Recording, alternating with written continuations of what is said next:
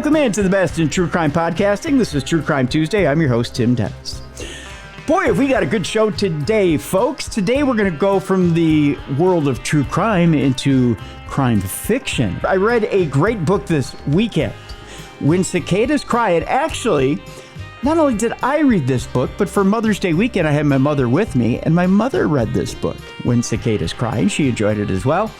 Caroline Cleveland is our guest today, and she's the author of this book. Caroline Cleveland credits growing up in the rural South and its quieter way of life for her lifelong passion for books and storytelling. As an adolescent, she devoured classics like Old Yeller and The Yearling, discovered Agatha Christie and Stephen King in her teenage years, and later was mesmerized reading thrillers by authors including John Grisham, Michael Connelly, Karen Slaughter, and Mary Kubica. She earned her law degree at the University of South Carolina in 1991. Her 30-year practice has been dedicated exclusively to employment law with an emphasis on public sector employers, including law enforcement and local government. Caroline Cleveland lives in Charleston, South Carolina. We've got a link to her website as well to check her out, CarolineClevelandAuthor.com.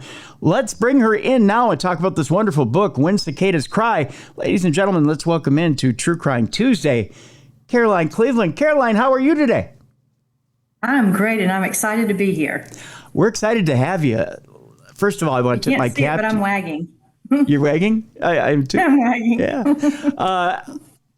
Like Buck in the book, Buck the dog, who is, I got to tell you, I feel partial to him because he's kind of old and a little crotchety like I am. I got to tell you, I really, really enjoyed this book, Caroline, and I enjoyed the characters in this book, for one.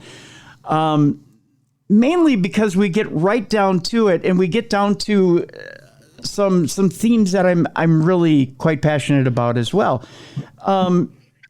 In that we get down to a good old-fashioned whodunit, not only a good old-fashioned whodunit, but we get down to some pretty heavy themes as well. Not only just murder in general, but we get down to some heavier themes. We get down to some racial themes as well. Now, I know why, because it's in the book. I'm going to use the old trope. It's in the book here, Caroline. But tell us first why you wrote this book, or what inspired this book, When Cicadas Cry. Well, the underlying theory of a young lawyer trying or defending a case that he has no clue at all might be related somehow to a case as old as he is. That's been in my head for a long, long time. But as it was kind of coming to fruition, and it was sort of really taking form that you could actually see. I live in the Low Country and in Charleston, and the Mother Emanuel massacre happened here. 9 Black parishioners were killed during a Bible study by a young white supremacist. Just a horrific incident. It was awful. And during that same general time frame, we had a police shooting of an unarmed Black suspect. So racial tensions were really high in the Low Country. I live maybe 3-4 blocks from Mother Emanuel. I practice in state and federal court, and both of those cases came to trial the same week in December. So there was no getting away from this. It was just big and loud and overwhelming. And it dawned on me as I'm finishing up the book, kind of thinking back to what was going on during that time, that there's no way my characters can be sitting in this place at this time. It was set in 2017, and not be affected by these things that are so affecting our community. So I sat down to write a twisty murder mystery, and somewhere along the way, my characters said they had something a little more thought-provoking to say, and I just rolled with it. Well, I love the fact that your characters in here. In fact, you center around a couple of young lawyers who decide that they're going to take on a case that pretty much looks like it may be open and shut, although it's more than it appears to be. And we'll get a little bit into it here in just a bit. But there's more to it than that. And there's much more to it than that. And you're looking at initially Zach, who is the main lawyer here, is coming off of a little bit of turmoil in his own life. Stepped in a big old pile of mess, didn't he? He did, yeah. And he really needs a case in which to rebound. And of course, when you're rebounding, the tougher the case you pick up on the next case, the more the chance you can rebound harder and come back bigger and stronger than ever before. Is that really the way it is in the real world here, Caroline? I mean, really, do you need to pick up a bigger case in order to rebound harder, or do you really start slow and build up bigger? Well, he's been starting slow. He's been scratching his way through DUI cases and such. And he actually is afraid of this case because whoever takes it is going to be all eyes on them. And he's just done a big old crash and burn, and he doesn't really want to do another one. And some of it is understanding Zach and Addie. It's not so much the situation as these characters.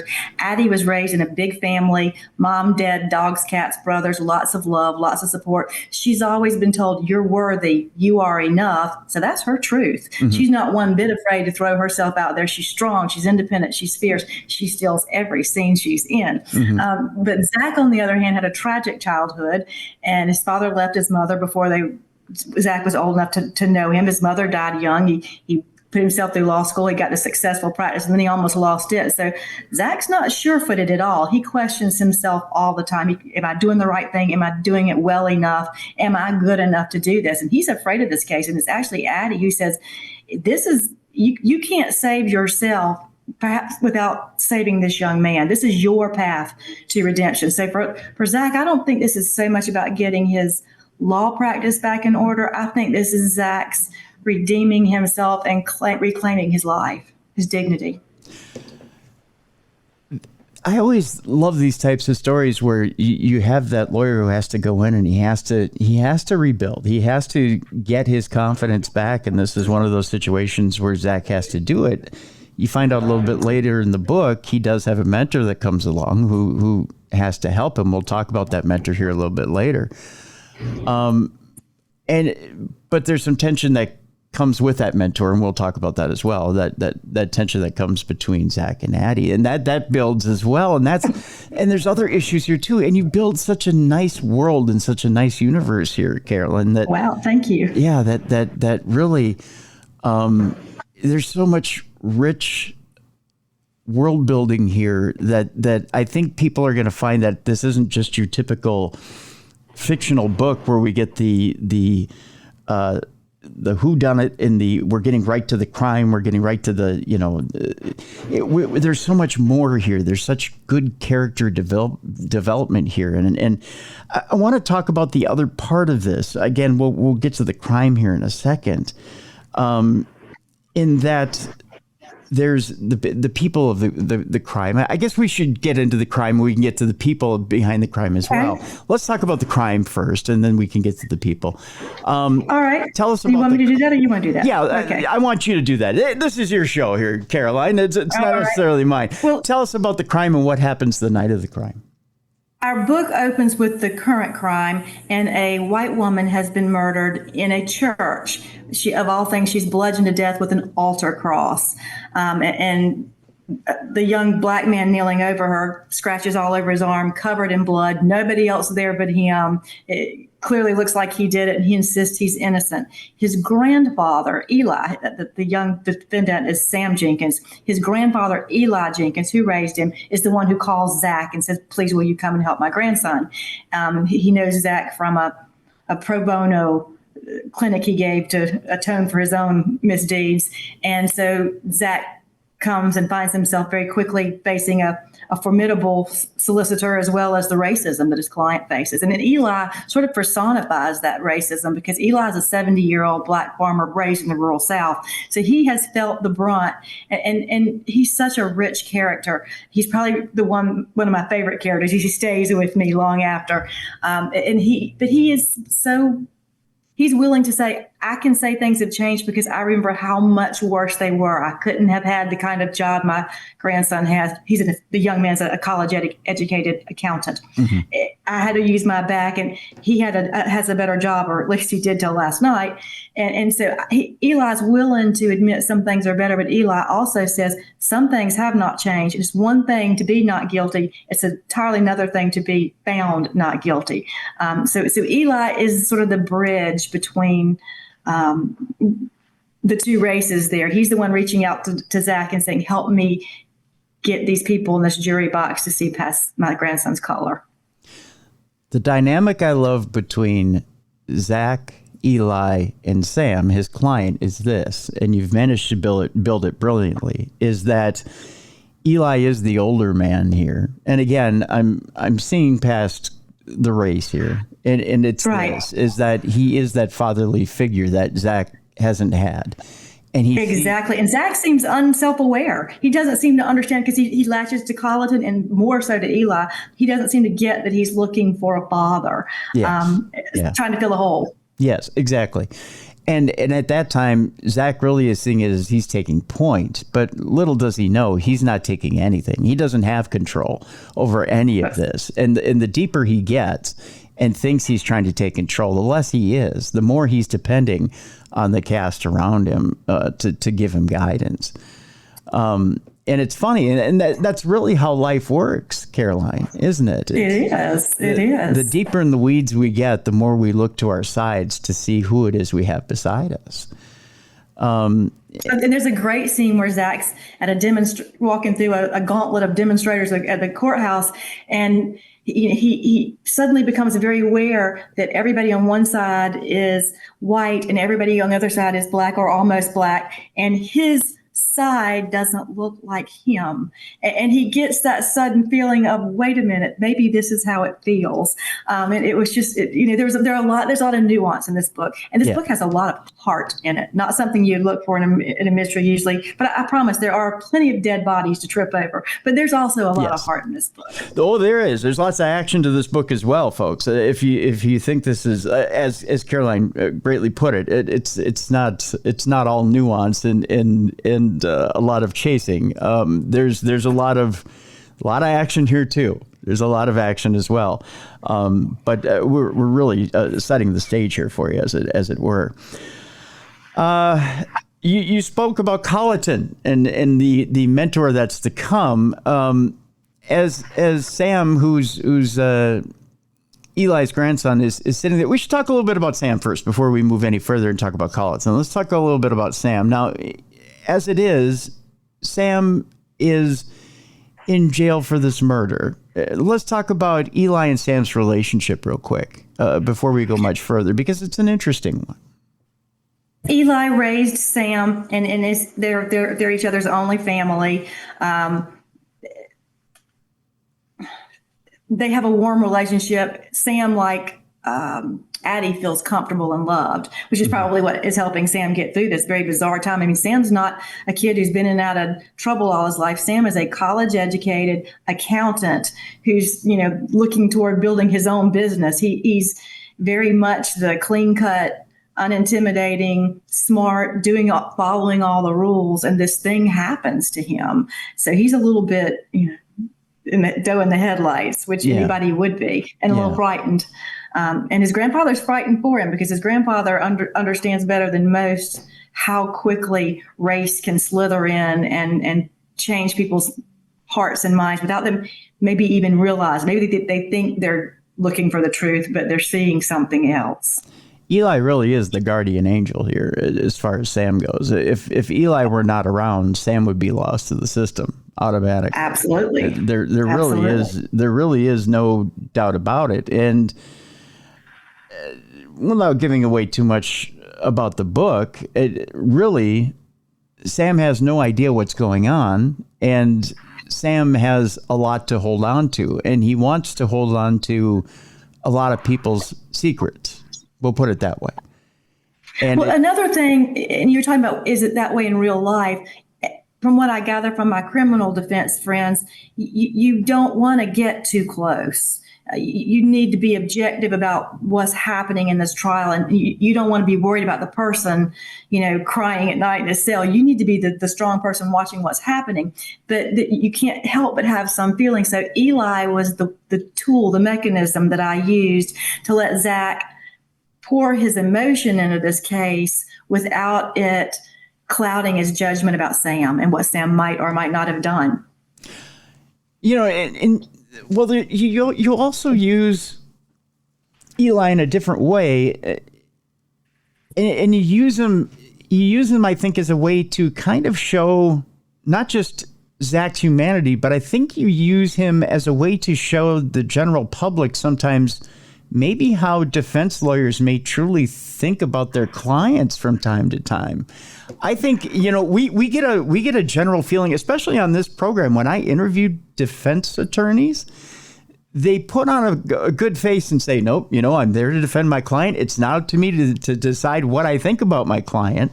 That's right. I think that's kind of a line of bull here, Caroline. I think there's times where maybe a defense attorney does look at their client and go, no, you know what? I think he's guilty as you know what. And I think I'm sure they do, but that's not your job. Your job is to take the best case for that person. You are their advocate, whether you think they're human garbage or whether you think they're innocent. That's your job. And that's why I'm saying there's a certain, or my friends who do this tell me there's a certain space you need to keep between yourself and that person. And another problem there is you don't have that much access to a guy in jail, okay? I mean, you have very limited access in very uncomfortable situations. They tell me the rooms are, you really are very close to someone you don't know that well who might have done something very bad. Right. So I needed a way for Zach to have access to Sam's life. And Eli also was that. Eli was really started out as a tool for me, a way to put in things I couldn't do through Sam and Zach, but he turned out to be so much more than that. But when there comes a time when they maybe make a move that you don't like them to make, and again, I'm trying to do this spoiler free, when they do something you don't like, you show that emotion in this book very, very well. Oh yeah. Thank you. And it's one of those things where, from the defense attorney side, they don't try to show their client that they may or they may not. We're all human. We all have that time where we blow, where we just say, I can't take it. You've done it again. And you're trying to keep yourself on the same page with your client. You're trying to be professional, but at the same time, again, we're all human and we all lose it. And you That's say, right. You know what? I'm trying to keep you on track here. I'm trying to save your life. I'm trying to get you out of here. But man, you're pushing me.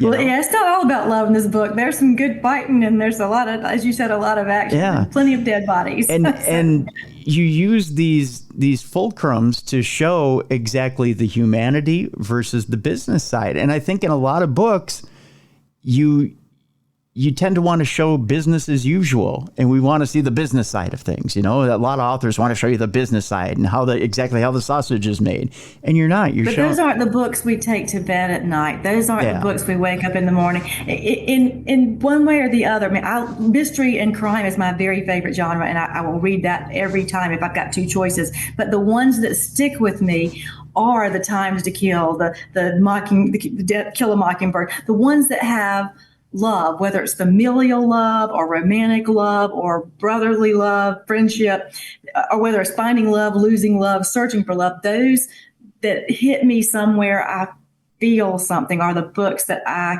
carry with me in my heart afterwards. So that's why I'm proud that this book has some heart to it. I hope it will help it stay with people. Yeah. Now, Eli has an acquaintance, a friend, a guy who's a little eccentric who comes along, and he eventually ends up becoming Zach's mentor in Colleton. That part is very close to real life. If I'm in a small town and I'm trying a big case, and that's not my small town, I want to know who the big dog is there, and I want them sitting by me at the table, because on the other side of the room, there's somebody else who is a big dog in town, and that does sway people. We may not think it does, but if we're listening to a lawyer or anybody else talk who has a lot of sway and a lot of push in the community, we give some credibility, even if it's subconsciously, to that person. So it is a very common practice to try to get another seasoned local lawyer to give you that smiling face at the table. So Colleton comes in and says, I'm wanting to offer my services. I'm wanting to help out Sam. What can I do to help? Zach is more than wanting to bring him in. Only problem is here, Addie's the one who does the investigating in the family. Addie's the one who helps Zach. And it's driving a little bit of a... She's, her toes are stepped all over. But Addie's not one to just lay down and take it. She's one to get up and go do something else. And that's how our cold case comes in. She's had enough of this sitting around twiddling her thumbs. She goes and volunteers to do cold cases for the sheriff's office. And she just sort of stumbles over this one that we're reading about in our book. Now, this is the other thing I love about this book. Addie says, well, you know what? I'm not gonna interfere with what Zach is doing. I'm gonna go do my thing. And as she stumbles across this other cold case out at Edisto Beach, it turns out that one ties into another. And there's some sort of connection there, yeah. And they start seeing similarities. So they're really not sure, is there any way they're connected? They're so long ago. 34 years ago was the Edisto Beach case. And I was able to write what those kids were doing on Edisto Beach in 1983 because I was there.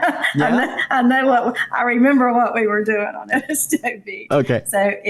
And that's part of why I chose this setting, because I know Walterboro now, and I know Walterboro from the 1970s and 80s, and there aren't any other places that I can say that about, so that made this easier for me. But, I'm not sure that Addie was so much, well, maybe there might have been a little element of screw you in there too, but Addie is not going to sit home and not do anything. She's going to get up and go do something. She's a strong, I love her character. Okay. Tell you what, we'll take a break here. When we come back, I want to talk a little bit about some of the more intricate parts of the book, and I want to talk a little bit about development, and I want to talk about how you flesh some of the things out of some of these characters, and I want to talk a little bit about Zach and Addie's relationship and how you get that tension out of those characters, and I want to talk a little bit about their relationship in particular, because there's a sticking point with them, and why this particular sticking point. And when we come back, I want to talk more about When Cicadas Cry. It's a wonderful book, folks. We have a link to it in the description of this program. Folks, I'm going to encourage you to go out and get it during the break. When Cicadas Cry is by Caroline Cleveland. Go get it right now. When we come back, we'll talk more about Zach and Addie, and what's that sticking point in their relationship, and why is Zach so reluctant to follow the leader, which we all know is the lady in the relationship. When we come back, more with Caroline Cleveland. When we come back in the best in true crime podcasting, this is True Crime Tuesday. Welcome back to the best in true crime podcasting. This is True Crime Tuesday. I'm your host, Tim Dennis. Our guest is Caroline Cleveland. The book is When Cicadas Cry, and it's available right now. We have a link in the description of this program. Go get it right now. Caroline, when we left our audience, we were talking a little bit about Zach and Addie, and they moved to Charleston to get closer to the case. Walterboro. They moved from Charleston to Walterboro. To Walterboro. I'm sorry. They moved to Walterboro from Charleston to get closer to the case. And it's Addie's idea. Addie's the one who says, you know what? I've made the arrangements. I believe it's a friend of hers. Is that what it is? A friend of a brother's. They're going to house sit for a while. Okay. So, and it's basically free of charge. All they have to do is just take care of the cat that's there. And it's a decent arrangement. And Addie really is the one that moves and shakes in this relationship. She's the one who really keeps Zach grounded, keeps him, on an even keel, keeps him operating. She's tired of waiting. Addie came from a big family, and she wants that for herself. And she and Zach were about to get married and start their lives together when the trouble began for Zach. So they've kind of been on hold. And he keeps saying, we have to wait till I get back on my feet. But she's more aware of his issues than he is of himself. She understands that he's still looking for that father figure, and he's afraid to be a father figure till he works that out in his head. And she understands she isn't going to get what she wants till he gets better. So yeah, she's trying to support him and help him get there. See, it's funny because, he doesn't, what's funny about his characters, he really doesn't realize what he has in hand the entire time. Who does? That is a funny thing about life too, is I don't think we all really realize what it is we have in front of us, because we're always reaching for what's next. We always think about what's coming up, what do we have, what do we have that we have to conquer in front of us, and we don't realize what it is we have right here, right now. That's right. And he's not really thinking about how stable Addie really makes him. And how much she really does everything from, and you put it so brilliantly in the book, Caroline. It's everything from the minute he walks in the door to he never has to worry about, what it is there is for dinner, because she's automatically got dinner right there for him, even though there's times where she's much more busier than he is. Right. She's taking on a much bigger caseload when he's got maybe the case of the century, as far as he's concerned, with this deal going on with Sam. She's out looking for other cases, and she's helping him with his. Women are great, Yeah. I mean, she's juggling a lot more than he is. But yet she's still making the home stable for him. And even when he's manufacturing, and it really is a manufactured argument about starting a family, to him, he's manufacturing an argument about why he doesn't want to get into a family, because it's insecurity. That's all it is. Of course. It's just him being insecure. It's just him saying, well, because I didn't have a great family life when I was growing up, I don't know if I can be a good father. So let me put you at arm's length. Let me put you over here while I figure out if I can do it. Well, follow the leader. She's the leader in the relationship. If she's saying, I can make this, I've been making this home stable for all this time, don't you have faith in me that I can make it stable now? That's all she's saying. That is, but I'm not sure he's admitted to himself what's going on. I think he really has convinced himself this is just about putting his practice back together, because that's how he lives with what happened to him. Is he's partitioned it off, tries not to think about it, doesn't want it. And he thinks he's being successful. He has no idea how badly he's failing at that. But see, Addie has made it okay to fail. I mean, she's that doesn't make it okay to him. Right. It doesn't make, well, and as a man with pride, he's told himself it's not okay to fail, and he doesn't want to make it okay to fail. But she's made it perfectly okay for him to fail, because failure is just part of learning, right? Sure. Yeah. My first novel was a great part. There was a total failure. I sat down one day and said, I read all the time. And I said, I could write a novel. And I sat down and I did it. And I typed it up and I printed it and I read it. I said, damn, this stinks. So failure is definitely a part of learning in my example. That's right. But, unless you step up to the plate and strike out once, you never learn how to hit a curveball. That's exactly right. And once you hit the curveball, then you can hit a fastball, and then you hit everything else. And eventually you hit it out of the park, but you don't know unless you strike out first. That's right.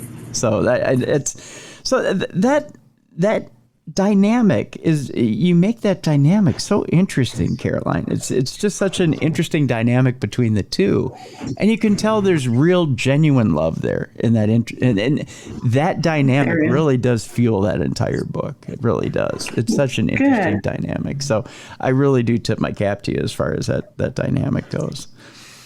The other thing at play in this book, you really do have to wonder about, I really do, throughout the entire book, I really do wonder about Colleton and what his motivation is throughout the book. You really keep me wondering about him. Again, spoiler free, I wonder what his motivation is.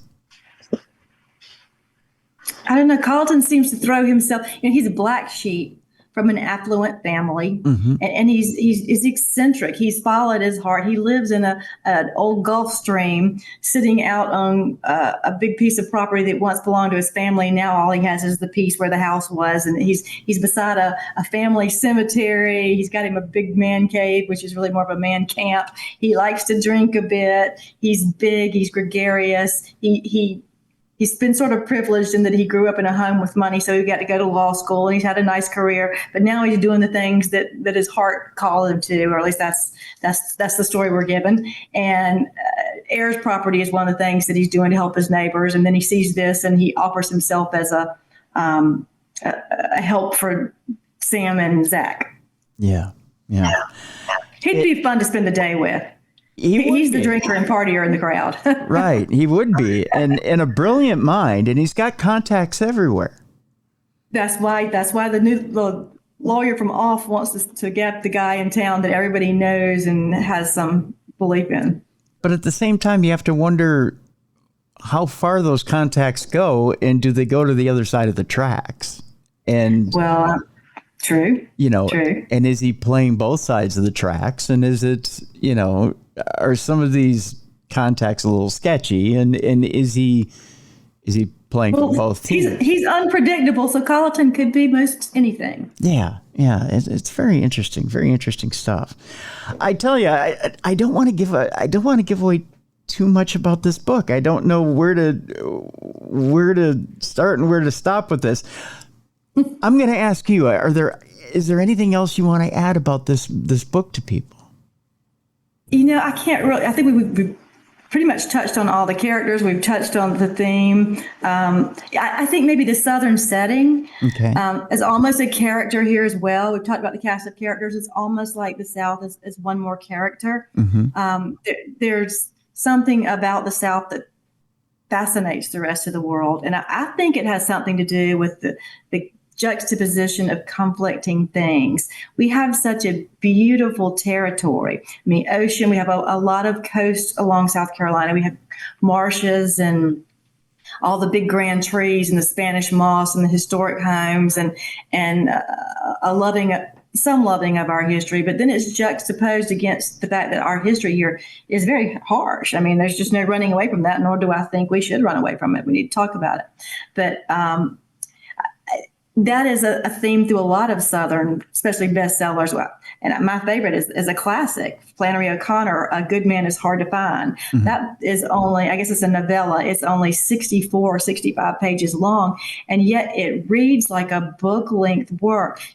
And what she's done is she's looked carefully at what the South is about, if you will, and taken the values and the problems, and she's layered them all in: family, rural isolation, poverty, religion, and the things that come with poverty, like untreated mental illness and all of those other things. And then she's woven back in the beautiful scenery. And when you put that all together, even though it's short, and that's a bare bones plot. We're taking a trip with grandma and something goes wrong. There's nothing much else to it. But it's so layered and complex that complexity leads into the characters and into the plot itself. And I think that's what, if you are watching and being careful with how you do it, that's what can make the South a new character in your book. But you can't. Sometimes it gets marginalized to, hey, y'all, and sweet tea. Well, we are more than that. And you've got to get past that if you want the South to become another character. You can't just talk about, there's a nice tree over there. That doesn't do it. You've got to get into what it's done to the people here and the viewpoints and the value system. And I think that's what makes a Southern book a Southern book, and that's what makes the South another character. So let me ask you this. How do you stay away from the trope of typical Southern racism? How do you keep it away from, nooses? How do you keep it away from nooses and the Klan and all that other stuff? How do you keep it more realistic?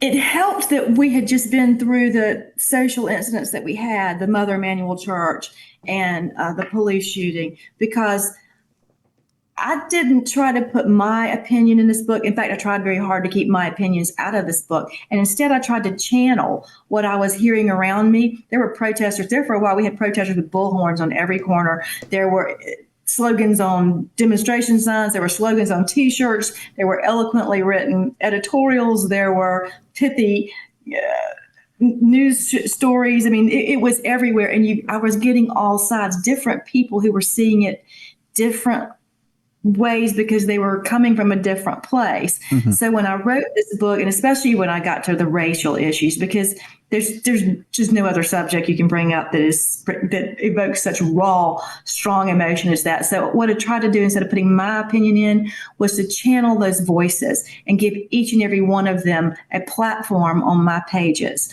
I hope I got it right. If I didn't, I'm sure the readers will let me know. But that was my take on it. And I tried to keep respectfulness as my North Star. Even the opinions that I didn't agree with. Yeah. I love the way the book plays out, but is there anything that you fear as far as blowback from certain groups? Do you fear any of that? Well, I don't, fear is a strong word. I'm not sure I'm a realist enough to understand, and I've been I've been practicing law for over 30 years. And so and a lot of my clients are public sector. So every case we have is in the newspaper, somebody's second guessing you. So I'm not afraid, but I have enough awareness of the world to know somebody's going to stand up and say, well, I don't agree with that. And that's okay. What I was trying to show is it's okay to disagree. I wanted everybody's voice heard here. And I hope that it'll come across that way. But I'm sure there'll be somebody who's unhappy, and that's their right. Is there anyone who might be on the fringe in this book that you actually took that character from someone in real life, or someone, maybe a blush of that person, it might be sprinkled into one of these characters?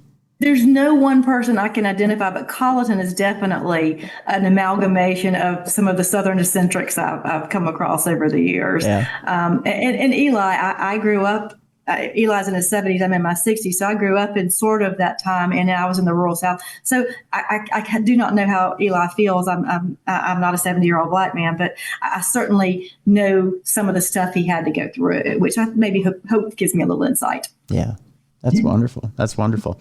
Well, the book is out there right now. It's called When Cicadas Cry. Caroline Cleveland is the author, and we have a link to it in the description of this program. We also have a link to her website, carolineclevelandauthor.com. And we've got links to her socials as well. So go ahead and check her out online. Again, folks, I encourage you to go out and get the book. I thoroughly enjoyed it. My mother enjoyed it as well. So we both Thanks, sat Mom. out. Yeah, we sat out on the porch and we read it this weekend and had a great time as well out on the porch reading the book. So, Caroline, I want to thank you so much for a great Mother's Day experience as well. So, All right. Thank you for having me. Thank you so much. Folks, it's time now for us to lighten things up a little bit. It's time now for us to join Mally Fox. It's time for Dumb Crimes and Stupid Criminals. It's Crayon News story time.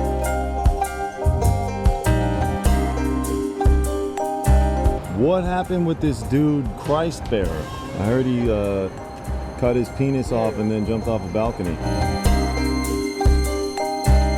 Suspect pulls gun from butt, shoots twice at Denver police.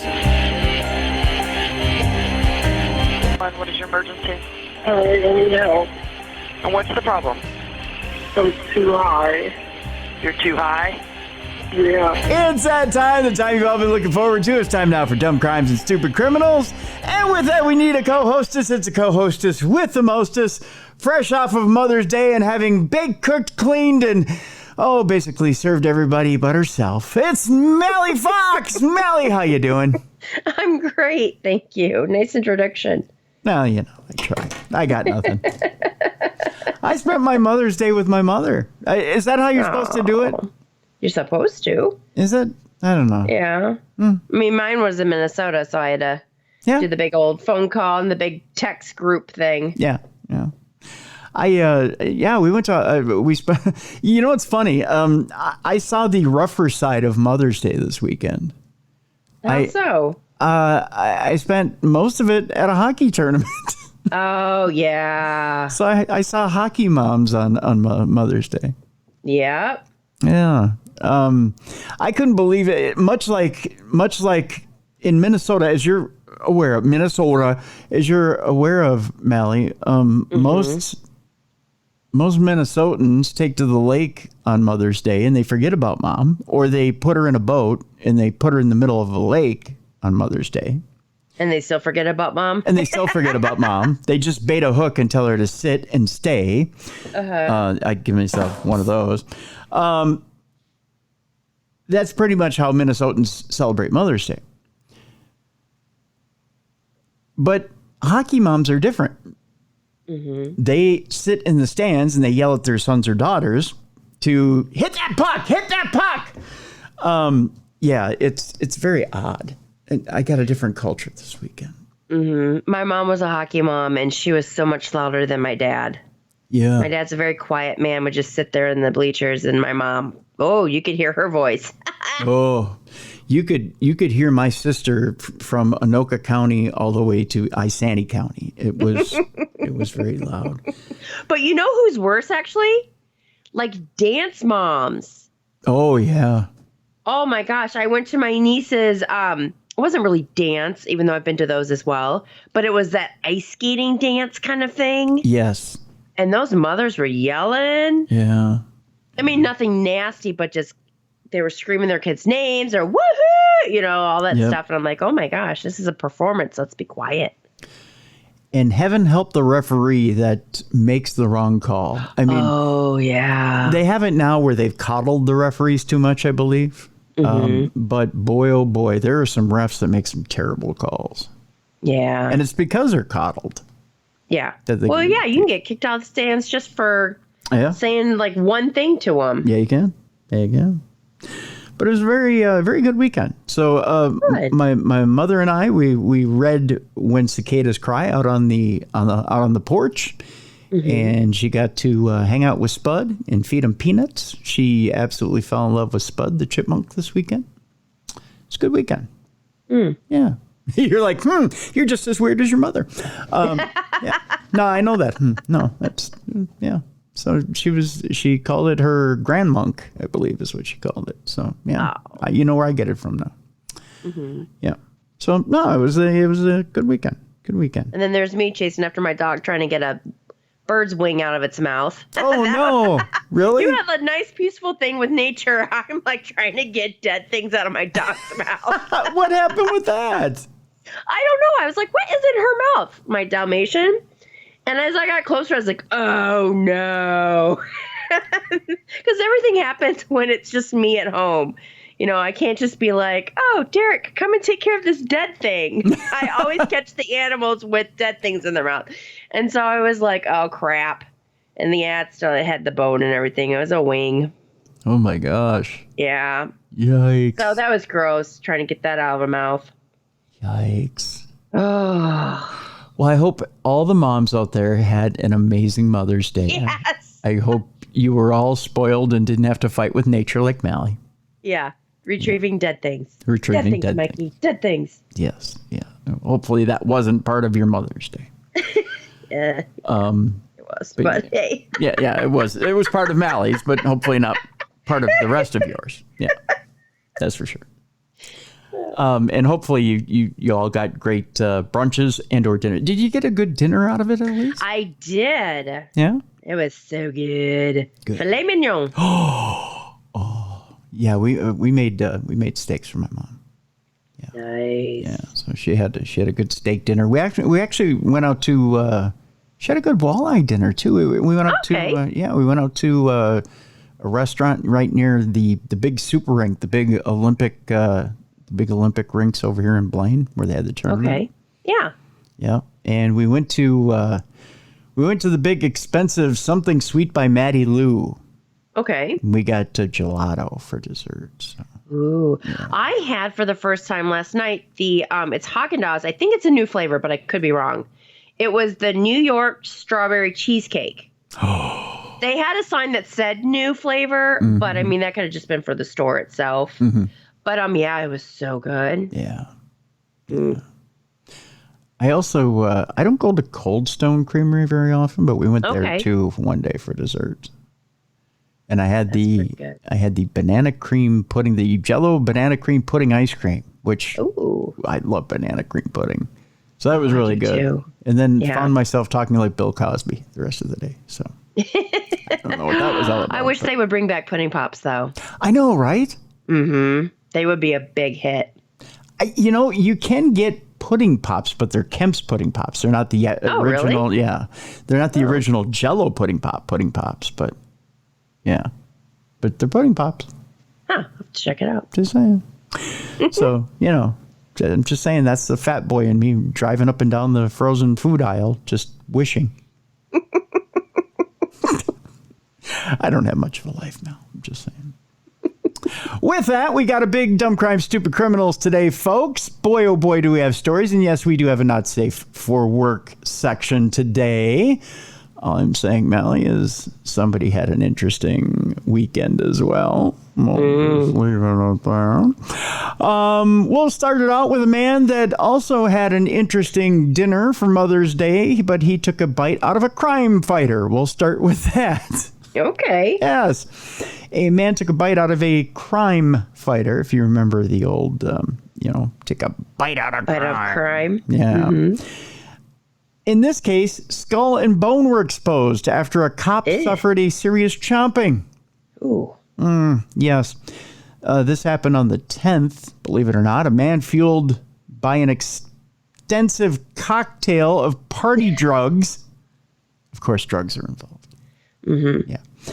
You said cocktail funny. Cocktail. Yes, I accentuated it. Don't ask me why. We're not even in the not safe for work category yet, are we? Mm-hmm. A man fueled by an extensive cocktail of party drugs attacked a cop at a music festival and bit a large chunk. I have to show you this picture before we go any further. Not the chunk bitten out, just the This man looks like he probably eats cops for a living, doesn't he? Kind of looks like an ex-football player. He does, doesn't he? Mm-hmm. You know what he looks like? Are you going to say Jason Kelsey?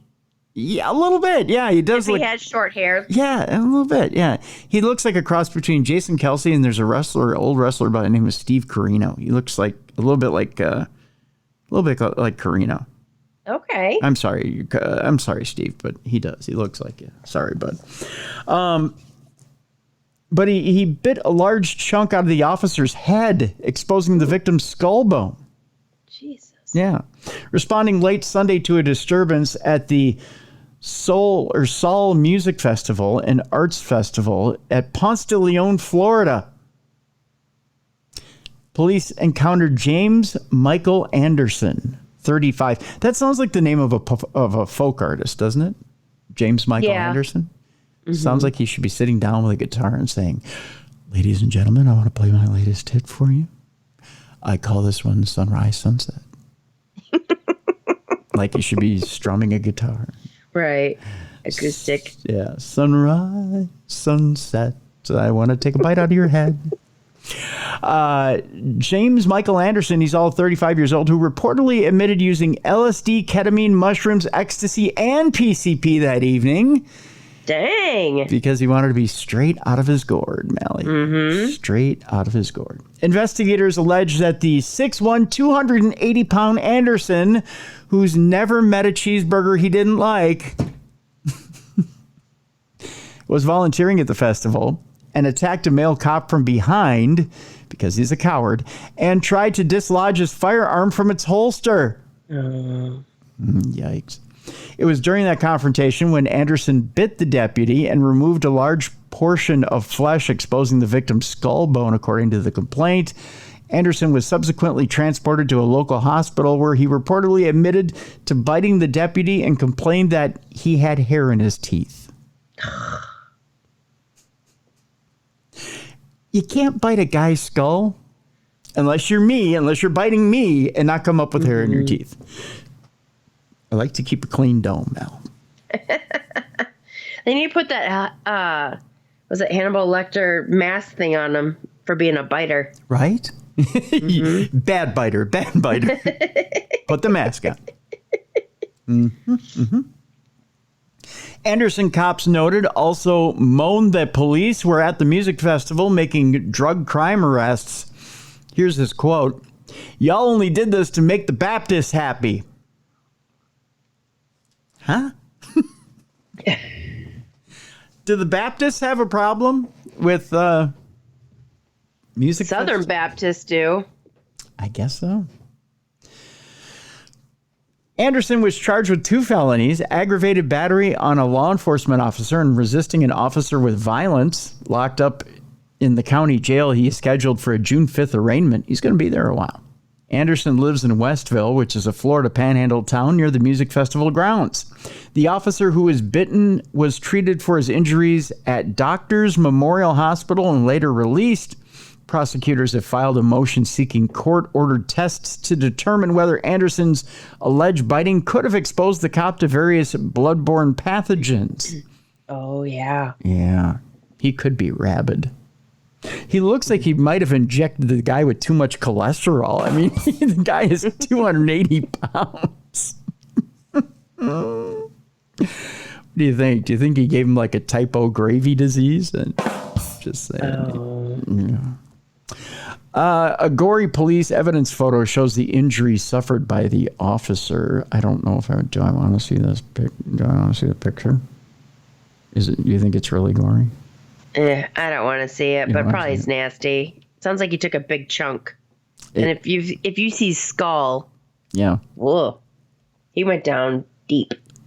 You got to be whacked out on some pretty good drugs in order to. Yeah. Well, he had like a whole pharmacy in his system. He did. Jeez Louise. And look at him. He looks proud of it. He's like, I took a bite out of crime. He's probably because he was still high. He probably was, yeah. I wonder if when he took a bite out of the cop, if he thought it tasted like pig. Just now. Shame on you. I know. It was an easy joke. It was low-hanging fruit. I had to go for it. You're going to get some hate mail for that one. I apologize to my cop friends. I had to do it. Do you remember, Mel, that big viral thing about the dress? What color is the dress? This one right here. Was it blue? Was it gold? Yep. Right. Obviously, in this article, it's blue. Right. Right. Mm-hmm. The guy who came up with that deal is now under arrest. Oh. Did you know he was from Scotland? No, I did not. Yeah, he's from Scotland. Pardon me while I open the dungeon door here. I'm going to move my... Yeah, this guy is from Scotland. His name is Keir Johnston. He's the man who became famous after a dress bought for his wedding broke the internet, and he's pleaded guilty to endangering his wife's life after admitting to strangling her. Oh. Now, Keir is 38 years old, and he's pled guilty to the attack at the High Court in Glasgow on Thursday and was remanded in custody until his sentence is passed next month. Johnston and his wife, Grace, who lived on the Isle of Colleton after their 2015 marriage, found fame when the mother of the bride wore a dress that caused a global debate over its true colors, black and blue or white and gold. Now it's pretty hard for me to see white and gold. That's all I see is black and blue, to be honest with you. Named the dress that broke the internet, it turned into a social media storm when Caitlin McNeil, a guest at the wedding, first shared an image on Tumblr appealing for help in solving the color dilemma. Celebrities including Kim Kardashian and Ellen DeGeneres were caught up in the debate, with the latter inviting the couple on her talk show, where they were given $10,000 and a trip to Grenada. However, the court heard that at home, Grace Johnston feared for her life. Johnston turned on his wife at their house on the remote Scottish island on March 6th of 2022 and threatened her, saying, "Someone is going to die." Yeah. Chris McIntosh, the prosecutor for the Crown, told the judge, Lady Drummond, and the court how Grace Johnston lived in fear of her abusive husband. He said there is no permanent police presence on the island, and she was in a situation where she felt trapped. Grace Johnston had defied her husband's demands not to attend a job interview on the mainland, and days later found herself in a life-threatening situation. On the day of the attack, Johnston was drinking at a pub quiz and sent several messages to his wife, with one reading, "You should support me, but you do not." This guy sounds psychotic. Yeah, he sounds like an a-hole. When Grace Johnston returned home, Johnston woke up and announced he would be leaving her. The couple went outside their cottage, where Johnston grabbed his wife and threw her to the ground. McIntosh said Johnston woke up and said that he was going to leave her. She went outside the property to stop him leaving. Why not let him go? I know, exactly. Yeah. Good riddance. He followed her and pinned her to the ground. He placed both knees on her arms so she was unable to move.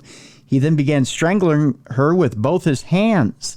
She was initially able to scream and feared for her life and believed Johnston intended to kill her, as he was very forceful. Despite sustaining severe bruising from the attack, Grace Johnston did not require medical treatment. The defending lawyer, Marco Guarino, said Johnston had accepted responsibility for the assault. Lady Drummond denied Johnston bail and placed him in custody, saying, "I have no need to tell you that this is a serious and violent offense. You repeatedly strangled her, injured her, and put her life in danger in what must have been absolutely terrifying circumstances for her. I'm afraid, Mr. Johnston, that your status has now changed. You have been convicted of a very serious crime, and you will be remanded meantime." Johnston will be sentenced coming up on June 6th. Good. Unusual. You never know what happens behind some of these little features you see on TV. Right. All right. Interesting stuff. Let's move on. Police conduct a bust, Mally, and they actually find 700 pounds of drugs inside some Transformers statues. Seriously? Yeah, seriously. This was sent by our listener, Tony. Thailand authorities made a startling discovery when they busted open life-size Transformer robot statues and retrieved over 700 pounds of ketamine. Ketamine is a popular drug these days. What does it do? Well, ketamine is used quite popularly to treat certain psychiatric ailments. Oh, okay. A lot of times, people who have bipolar disorders will be given ketamine. Okay. It actually kind of slows down the functions a little bit, allows for clarity, but some people use it along the lines of like heroin, almost. Okay. Kind of get that logy, slow things down. Other people trip off of it. But currently, the quote here from it's Police Lieutenant General Fanar, I believe it is Lakbun, says, currently we are facing a drug trafficking problem with transitional crime networks hidden in all regions, using Thailand as a base to smuggle drugs to third countries continuously through international shipments via air or sea. He told that to reporters of the bust, which happened on April 25th. Australian authorities found around 220 pounds of methamphetamine that an unidentified woman tried to smuggle inside a food processing machine on March 12th. Jeez. Wow. And they kept an eye on her activities in the following weeks, that according to Viral Press. She allegedly tried to smuggle an even bigger batch of drugs inside the bases of life-size statues of the Transformer characters Optimus Prime, Bumblebee, and Greenlight, and others. The statues ostensibly were to go to a movie exhibition in Taiwan, that according to Channel News Asia. The woman allegedly paid around $4,800 to the shipping company to help her transport the statues. Authorities said she had received instructions from another unidentified woman in Laos who would receive the drugs. The Narcotics Board claimed that the drugs originated in Cambodia, and they have agents working to track down any accomplices in Taiwan. The ONCB has cooperation projects with the Airport Interdiction Task Force to suppress and intercept drugs in airports, and the Seaport Interdiction Task Force for intercepting drug imports to the inner part of the country and exports to third countries, according to Fanarat. The Thai authorities have intercepted more than 4 tons of crystal meth, 2 tons of ketamine, and over 580 pounds of heroin in different busts. That's a lot of drugs. Mm-hmm. The Narcotics Board claimed that the drugs would otherwise end up in lucrative markets in nearby areas of Australia, Taiwan, Malaysia, and Hong Kong. All I know is the entire countries would be rocking if that were the case. Yeah. 'Cause that's a whole lot of illicit activity going on, that's for sure. Our next story, Mally, has to do with an honest case of I didn't know I couldn't drink and drive that. Uh-huh. We're going to Georgia, where a man is accused of riding a lawnmower on a Georgia highway while drinking a beer. We go to Colleton County, Georgia, where a Georgia man has been arrested after he was caught riding a lawnmower while drunk. And yes, folks, even though it's a riding lawnmower, it doesn't mean that you aren't driving it. I always love the language there when somebody gets caught on a riding lawnmower while they're drunk and they go, I wasn't driving it, officer. I was riding it. That's different. Mm-hmm. Yeah. Yeah. On April 30th, a Colleton County deputy stopped 64-year-old Willie Legines after they noticed him riding a lawnmower on the road on Highway 186 westbound close to Payne Road. Deputies said they noticed Legines putting down a black can from his mouth and steered the lawnmower off the road. When authorities asked Legines... That's not obvious at all. No. He's driving along and he puts the can down and goes, oh, shit, and then drives off the road, acting like maybe he was just on the road, as a brief detour from mowing the ditch. I don't know what they thought he was doing. When authorities asked Legines why he was on the road, he said he was trying to get home. The sheriff's office said he told deputies he had left Golden Pantry, which must be one of them fancy buffet restaurants. I know, that's what I was thinking too, kind of like Golden Corral. Yeah. Golden Pantry. Golden Pantry. According to deputies, Legines' breath smelled like alcohol and he had a bag lying by his feet on the lawnmower. Legines allegedly threw the beer can on the side of the road. He then showed deputies the remaining cans of beer in the bag, according to the report. That's not slick. If you've got the same beer can that's semi-empty on the side of the road, and it looks like the same cans in the bag, chances are you were drinking out of that can. Just saying. OCSO said Legines had told deputies that he drove to Golden Pantry 15 minutes before being stopped. He told deputies that he had one beer, just one, Mally. That's it. Yep, just one. Yeah. Legines asked deputies to give him a chance and that he had been in this situation previously. So he was being somewhat honest. Officials said Legines told deputies he was hit by a car in 2024 after riding his lawnmower on the road. So it wasn't his first time doing this. He was arrested and charged with DUI, alcohol, less safe, an open container, and a low-speed vehicle violation.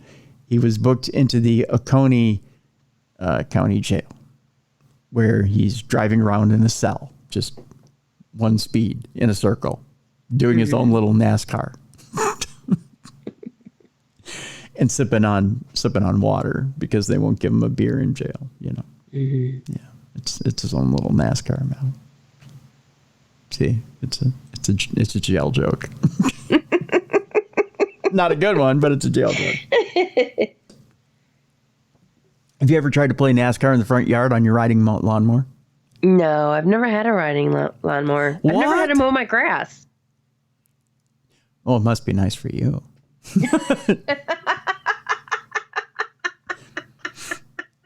Some of us have to mow our own grass. Did I ever tell you that chipmunks get really scared when you fire up a lawnmower? Oh, I would think they would with the loud noise. Yeah, they know what it is. They duck. But they love playing on the riding mower. Okay. That's their favorite toy. They love This is the thing. When you fire it up, they go running for the hills. And they'll go hide under the house, or they'll hide under whatever they can find. And they will stay under it until you shut the thing down. Okay. So they know what it does. They know it'll chop stuff up, right? Like a Vegematic. But the minute you shut it down, they'll run underneath it. They'll run on top of it. They'll sun themselves on top of the tire. They think it's a ride at Disneyland. Okay. Until you fire it up. Then it's the most dangerous thing on earth. Which makes me think, have they seen one of their own get pureed up in that thing? That's what I'm kind of thinking. Yeah. Or like bunnies or snakes. Yeah. I think they've seen the Not worst. good. I think it's like their apocalypse now. That's what I think. Yeah. Scary. Sometimes I like to get into the brain of a chipmunk just to see what they've seen. It's got to be horrible. It's got to be like their own personal Vietnam. Hawks coming out of the sky trying to swoop down and take them. They have their own war story. They do. They're probably sitting there smoking a cigarette and, let me tell you about my day today, boss. That type of deal. It's got to be horrible. Anyways, let's get on to the next story. Speaking of a horrible day, this man started his in his underwear. This man was arrested for joyriding around Edisto Beach, Florida, in his underwear, Mally, and crashing a stolen $100,000 boat. Jeez Louise. Happy Father's Day to him. That's coming up, you know. Did your dad ever hang out in his underwear? I mean, I know we're bringing up past traumas, but... I'm trying to think. I don't think so. Your dad wasn't an underwear I don't remember lounger? him like walking around in his underwear. I am scarred from head to toe because my father was a tighty-whitey lounger. Ooh, did he wear black socks with it? Occasionally, yeah. He didn't, most of the time he didn't wear socks. And there was a time, though, I think I might have told this story before on the air. There was a time where we had the most heated boot hockey game in the world going on in the cul-de-sac. Okay. We were tied 3-3 Mm-hmm. in the cul-de-sac. I was goalie on one side. My friend Jason Fuller was goalie on the other side. And we were going at it hot and heavy. And it was dinner time. My mom yells out the window, "Timothy, it's time for dinner." "Can't, we're tied. I'll be in a minute." "Come in now, it's time for dinner." "Can't, we're tied. I'll come in a minute." You got to understand, when young boys are playing boot hockey Right. in the circle, and you're tied, we'll get there. Now we're going to eat. Boys are going to eat, right? But you're defying your mother, though. Yeah, but it was respectful. It's boot hockey, right? Someone's going to score. It's going to happen. You know, I mean, we can't go forever. That's most men, if you know what I mean. Anyways, so we're in the circle, back and forth, back and forth, back and forth, back and forth. My mom comes to the window a second time. "Tim, get in here. It's dinner. It's time for dinner." "Ma, we're tied. We'll be in a second." "Get in here now. Be in a minute." Nothing. Right? Uh-huh. Comes to the window a third time. "Get in here right now. It's time for dinner." "I'll be in a goddamn minute. We're tied." I'm really mad. I'm really mad. "Get in here. I'm going to get your father." "Go get him." Oh. I didn't care. We were tied. Right. Right? At this point, now my dad was a football coach. Right? And the boys feared my dad. I didn't fear my dad. I was used to, you know, getting the crap kicked out of me. These guys, they feared my dad. My dad comes to the window. Of course, my dad's not wearing anything but his tighty whities. He goes, "Timothy, get in the house right now." "Dad, we're tied." "I don't give a shit. Get in the house." Right? "We're tied 3-3. I'll be in a minute. Next goal wins." "Get in the house right now." "No, we're tied. Get in the house." Well, you were right asking for a death wish. I was, right? Are you ready for this, Mel? I'm about to use a bad word, folks. So if you're at work right now, this is NSFW. Get ready to turn your devices down. Turn them down. Turn them down. I'm about to use a bad word. "Timothy, get in the house right now." "No." "Get in the house right now." "No." "Get in the house right now." "Fuck you." All of a sudden, boom, the old man leaves the window. And I hear, door opens. And in the slowest flash you've ever seen in your life, here comes the old man in nothing but tighty whities and cowboy boots. Were the only shoes available? Those were the only things. The only thing available. Do you remember the after school or not after school? Yes, that thing with the hunk of cheese. He had like the whitey tighties. Yes, the cowboy boots, the hat. If he would have had the hat on, it would have been the hunka something cheese from the after school special. Yes. Yeah. So he comes flying down the driveway in nothing but tighty whities and cowboy boots. Yeah. If these boys weren't shitting themselves, they would have been laughing, dying laughing. But all you saw was the look of fear, like Darth Vader was running down the driveway. They were like, "Okay, game over." And they grab the goals and they start running for home. Uh-huh. Me, I'm holding I have like what ends up being a 40-pound Sherwood goalie stick. The old man's running at me, and I know what I'm getting. I'm getting the hell beat out of me. So I'm like, okay, I got two options here. Now, when a tornado is coming at you, especially one in tighty whities and cowboy boots, you got to figure out what do? Do I run away from it or do I run towards it and around it? Right? Yeah. And do you feed the tornado and run around it? So I go, you know what? Diversion is the best form of escape, right? Yeah. So I run toward it. But when I run toward it, I throw him the goalie stick. Never throw your enemy a weapon, Mally. Oh. This is the bad part of youth, is not thinking, right? So I think if I throw him the stick, he's going to be confused and I'll get by him and I'll run to the house. Now, yeah, it's a distraction. Right. So the garage is attached to the house. Okay. Okay. So if I run and I run to the right, I can open the door, run, and then we had a split level house. So I could run down the stairs, run to my room, close the door in my room, lock the door. I'm safe until they all go to sleep. That's my 8-9-year-old thinking, right? Yep. Let your dad cool down. Right. Let them all cool down. I don't need to eat dinner. I just need to breathe. Right? Yeah. I just need to breathe until morning. That's all. I'm not coming out of my room. In my little mind, my door is Fort Knox. No one's going to break it down. Why not? So I run as fast as I can. Well, as I'm running, I think, of course, at this point, I don't know, I'm Ronaldo Nehemiah. I'm also a track star. So I run up the driveway. I don't realize I've handed my dad a loaded weapon. It's a Sherwood goalie stick. As he's running after me, of course, in the middle of winter in tighty whities and cowboy boots, he winds up with the goalie stick and hits me in the rear end. And I yiped like a dog. I went, yip! And I think I came up in the air probably about 12 inches as I'm running. And I'm still running for the door. I didn't lose stride as I was running. I run for the door. I cut to the right. And as I cut to the right, in the doorway is my mother. And I go, oh, shit.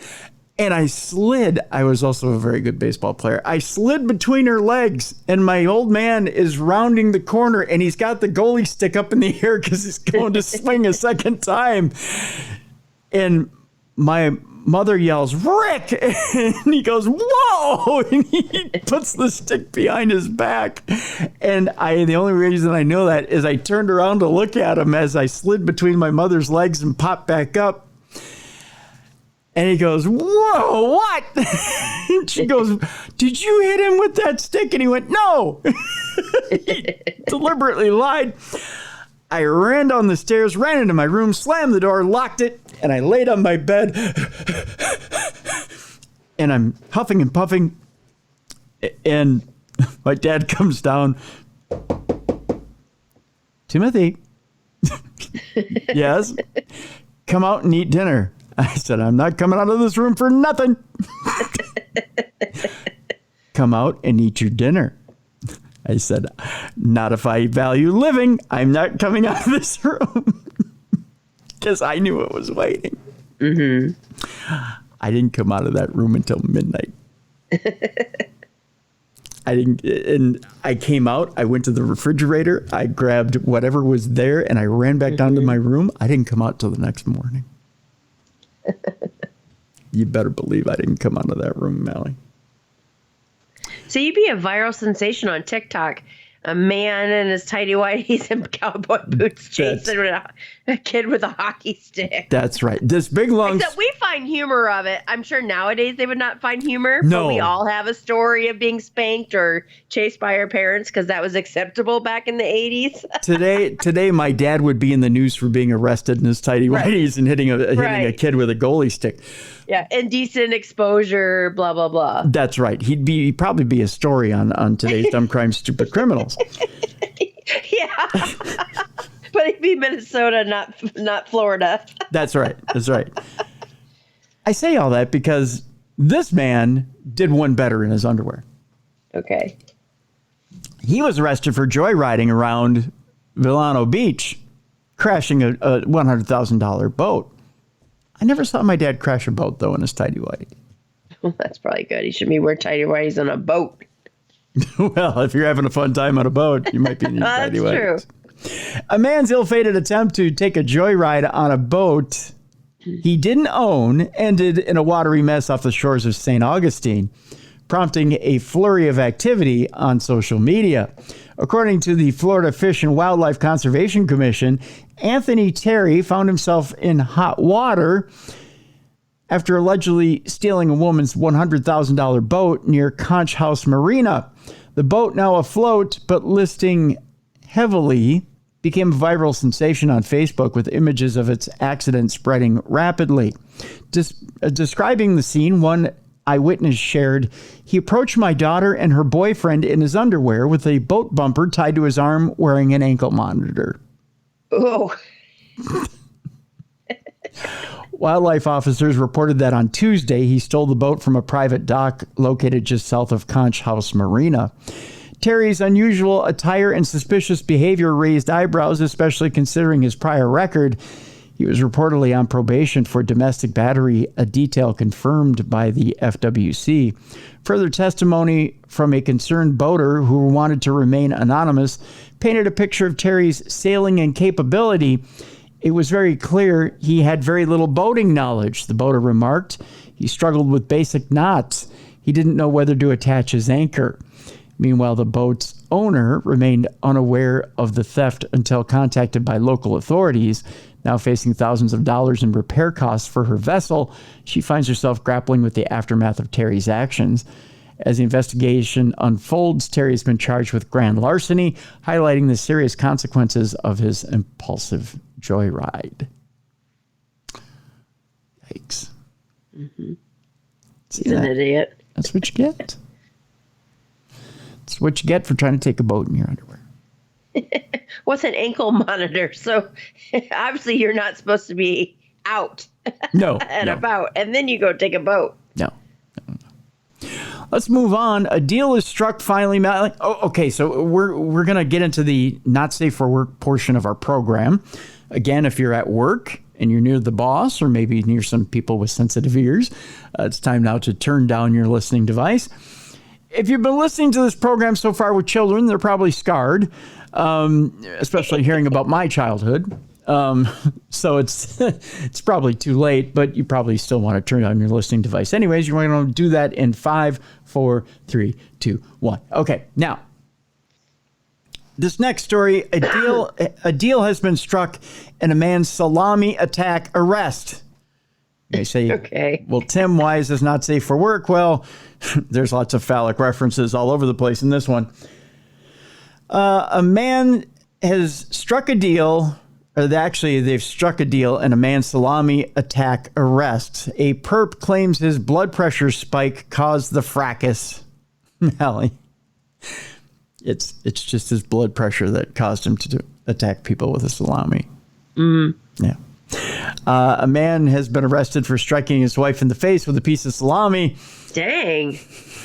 Wait, was it like that cheese challenge where they were just whipping slices of Kraft cheese at their wives and it was sticking to their faces? He just did it with salami? I think so, yes. Oh my God, I would die laughing if Derek did that to me. I would be like, what the hell? But I would laugh so hard. Now, what if it wasn't slices? What if it was the whole, the big old salami? Oh, like the dried salami, that big old thing? Yeah, the big log, Okay, then now I'm choosing violence. But if it's just like the slices, I would laugh. That was very Braveheart of you. Today, I choose violence. I choose you, Mr. Fox. You're getting violent. Yep, but the slices I would find funny. And they do have slices in the article here. See, it's right there. Okay. Yeah. Oh, those are a little bit harder, though. Those won't stick. No. Like the deli meat slices, those stick because they got that greasy film to them. They've got the grease. The fat grease stuff. Ew. That one you're laughing So off. good with cream cheese. Especially if it hits the forehead. Yeah. Yeah. A man arrested for striking his wife in the face with a piece of salami has completed an anger management course as part of an agreement with prosecutors who charged him with battery and resisting following a New Year's Eve domestic fracas. 57. He's 57 years old. You would think he'd know better. Dude, you're 53 and I'm 52, and I'd do it. I do it. Look at you. You're like, I do it. Yeah, if it's not going to hurt. Totally. The dogs would be happy. There'd be lunch meat on the floor. So you're saying you totally take salami in the face from Mr. Fox? Oh, yeah. Yeah. I'll take it in the face. You just made a bunch of listeners happy. 57-year-old Patrick Helig was collared for striking the victim in the left part of her cheek with the thrown salami during a confrontation in the couple's residence in the Villages retirement community in Florida. You could be 57 and get into a retirement. Apparently. I think that's I need the to news look into that. right? That's the news story here. I was happy to get the AARP card at 50. Right? Upon hitting her with the salami, Helig yelled, "I threw it at you to get your attention." And she got mad at that? I guess so. I don't know. I mean, if I see salami coming my way, I'm opening my mouth, if you know what I mean. Yeah. The woman, 57, also told cops that Helig had a week earlier shoved her while inside the home's garage. Okay. Yeah. Now so I could see why she'd be mad. Yeah. Because there's violence previously. Right. When deputies sought to question the 240-pound Helig, he was so belligerent, I was not able to interview him about this incident, a cop noted, adding that the suspect resisted getting into a squad car and used his dead body weight and would not move. Oh, he's just an ass. Yes, an ass with a huge salami.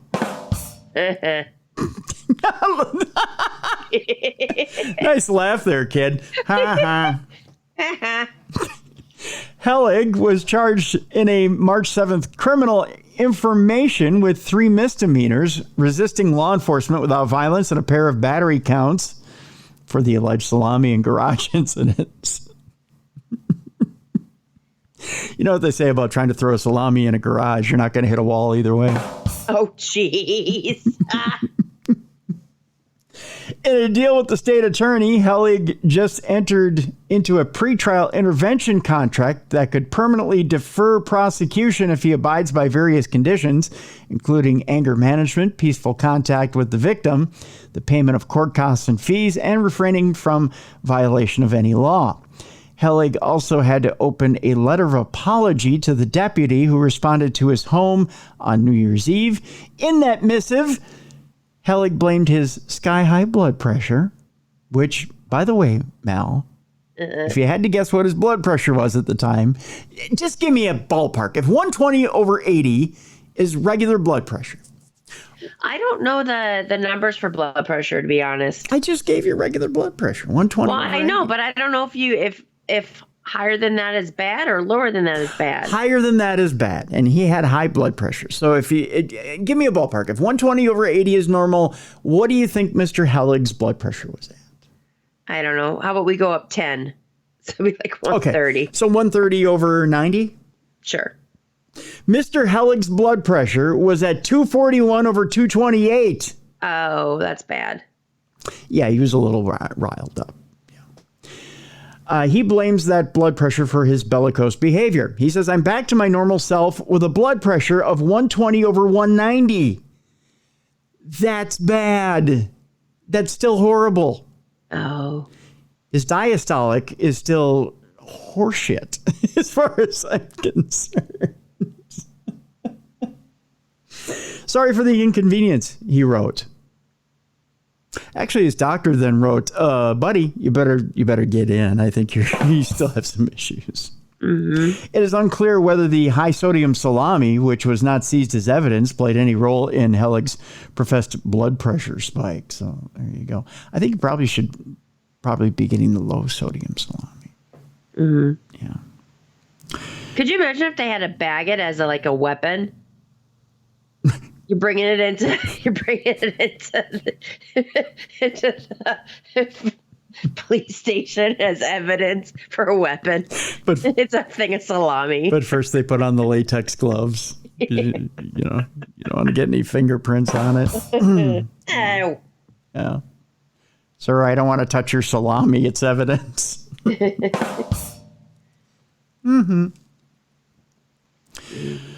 All right. From one person who was caught at what they were doing to two people who managed to escape the law at what they were doing. Okay. We go to the friendly skies. Maybe they were a little too friendly. Uh-huh.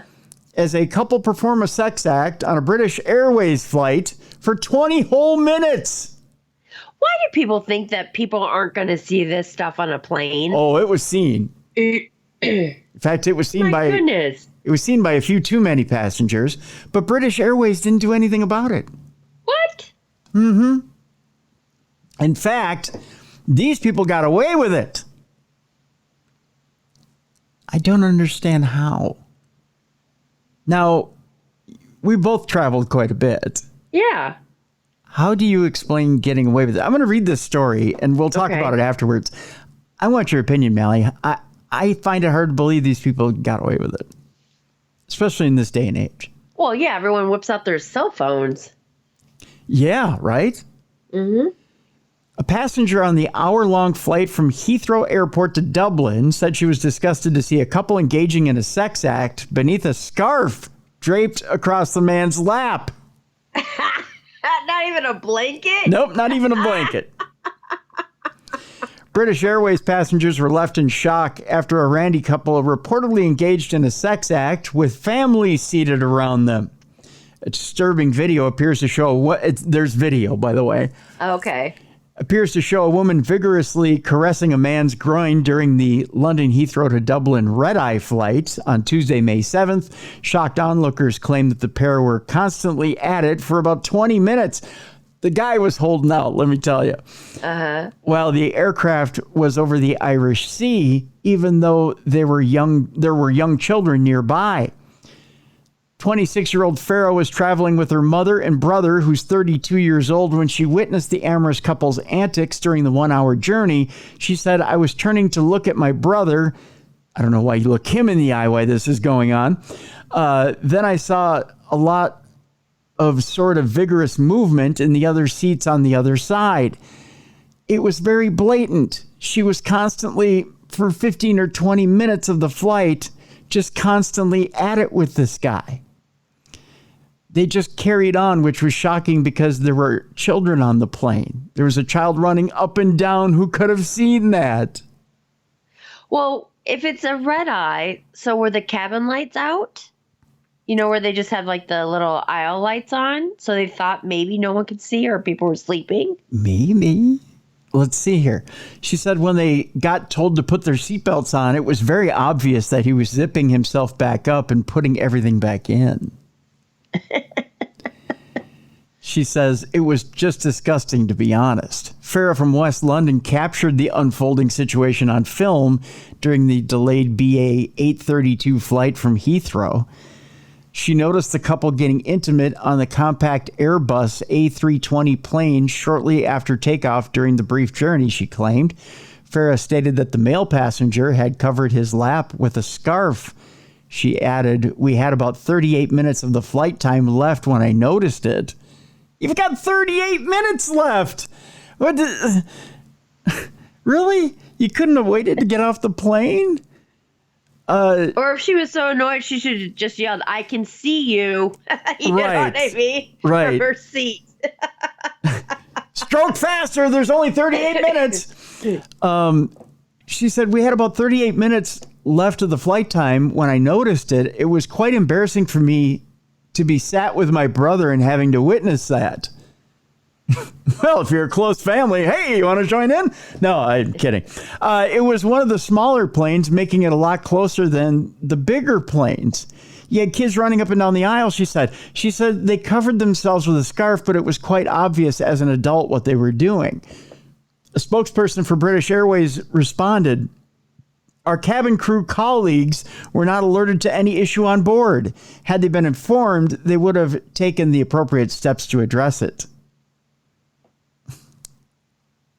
Well, I mean, think about those really small planes where you feel like there should be like a cow and a chicken going down the aisle because they're just like so small, where it's like third world country feeling. Mm-hmm. I mean, the flight attendants, they don't go up and down the aisles because if it's an hour flight, they're not serving food, they're not serving beverages, they're not, you know what I mean? Mm-hmm. So they're basically, they give you the little instructions just in case shit hits the fan. Yeah.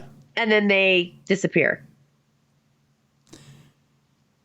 Can you tell from this photo that anything is going on? Oh, it's light out still. Yeah. Yeah, you can see that. Oh, wait, that's a 3-seater on that side. Who's sitting next to him? I don't know. It might be an open seat. Then they should have scooted down one. Yeah. Oh, wow. Okay, that's super. Yeah. Yeah. Yeah. It's that's not a wide big open. scarf. Yeah. Yeah, that's not. I thought it was like, you know, when you fly at night and it's totally dark in the cabin. Nope. Except for the little aisle lights. No, you can see everything. Yeah, it's still light out. You can see everything. And she's sitting right across the aisle from them. Yeah. She's just like, boom, the phone's right there. Yeah. Yeah. Yeah, not good. Not good. Finally today, Mally, boy, oh boy, oh boy. It's jail time for a man in a pink dildo domestic attack. Okay. That's how we're ending it today. The headline is Career Offender Sentenced in a Sex Toy Case. Okay. I don't know how often people are attacked with pink dildos, but I can't imagine it's very often. Not quite sure. Not quite sure. Got to give it a quick second while it loads. That's what she said, if you know what I mean. Every once in a while, you know, you get a story that just, it wants to come up, but it doesn't come up quite forcefully. I've got a million of these. Yep. Yeah. But evidently You've been saving them. Well, you know, I mean, I've got the double entendres for days. You know what I mean? It just so happens that this story has expert timing. Okay. If you know what I mean. Here we go. An ex-con has been convicted of attacking his girlfriend with a pink dildo after she derided him as a limp dick in need of Viagra. It's hard for me to read this story without laughing. Let me get it out of my mouth. That's what she said. Okay. An ex-con has been convicted of attacking his girlfriend with a pink dildo after she derided him as a limp dick in need of Viagra. According to court records. 38-year-old Stephen Nerdin pleaded no contest on Friday to a domestic battery charge stemming from a violent confrontation earlier this year. Of course, it's in Florida. Uh-huh. Mm-hmm. The residence that he shared with the 37-year-old victim. By the way, if you'd like to see a picture of Mr. Limp Dick, here it is right here. Yeah, he looks like he'd be easily insulted. Yeah. Hey, so when you have a crime like under your belt, but when you have, but if you've been convicted of something, mm-hmm. How does it? And you go in for a job interview. Mm-hmm. How does it come up? Does it say convicted battery with a pink dildo, or does it just say battery? Probably. Like, does it say like with a weapon, or it on a background check? It doesn't list specifics. It just comes up with a misdemeanor, or it just says, you know, like felony battery or whatever. You actually have to So you have to elaborate. So if your boss says, or your possible boss goes, okay, I see that you've been convicted of battery. Yeah. Tell me about it. No. You can't inquire. It's against the law. Okay. Yeah. You in order to find out specifics, you have to dig. Okay. You are only given the charge. Yeah. Gotcha. Yeah. You can't. It doesn't say with what. I didn't know. He was like, with a weapon, dildo, what, gun. Well, Mr. Nerdin, I'd like to hire you, but unfortunately, we're a pink dildo factory. We don't want any bad memories to come up. We here at Doc Johnson would like to hire you, Mr. Nerdin, but unfortunately, seeing it right, you can't see him because it's audio. Nerdin was adjudicated guilty by a county. I love that question, Melly. I'm sorry.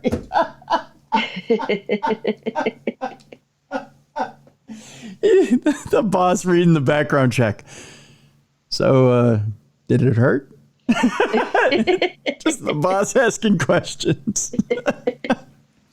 So, how small is it? I'm just curious. I gotta know. Is it teeny tiny? Tiny? Can a Smurf swing from it? I just need to know. Nerdin was adjudicated guilty by a county court judge and sentenced to 8 months in jail. He was also fined about $920 and ordered to have no contact with the victim. It's pretty easy. You don't want contact with the victim. You just stand 6 inches away. See what I did there, Mel? Yep, yes. That's a good one. See what I did. Following his January 1st arrest, Nerdin was freed from custody after posting $2,500 bond. He was rearrested a month later for violating terms of his pretrial release by, speaking of release, that's something she's not getting. You know what I mean?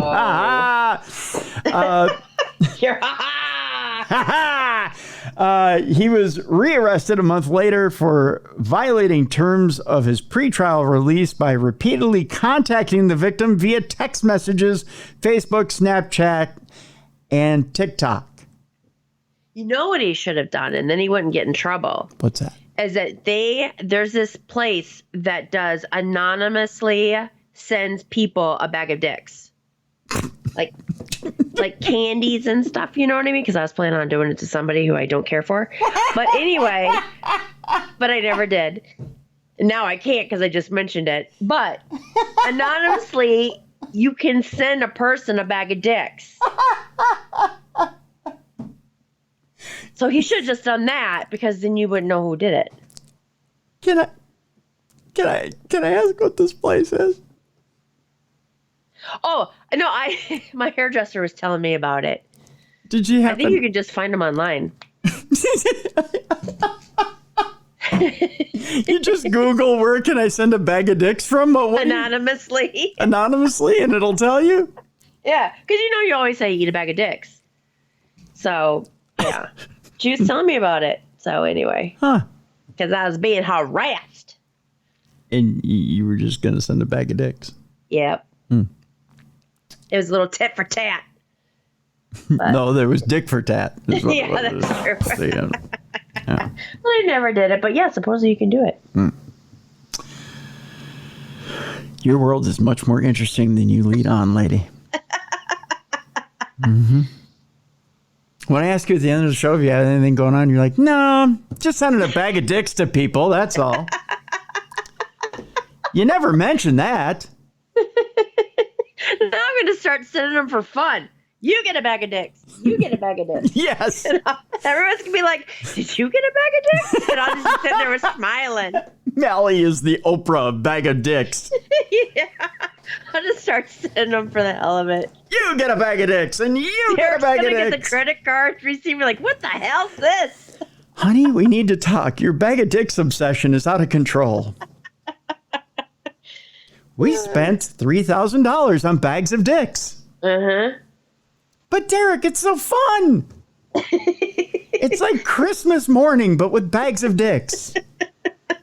Yeah, he wants a divorce instead of saying irreconcilable. How do you say it? Irreconcilable?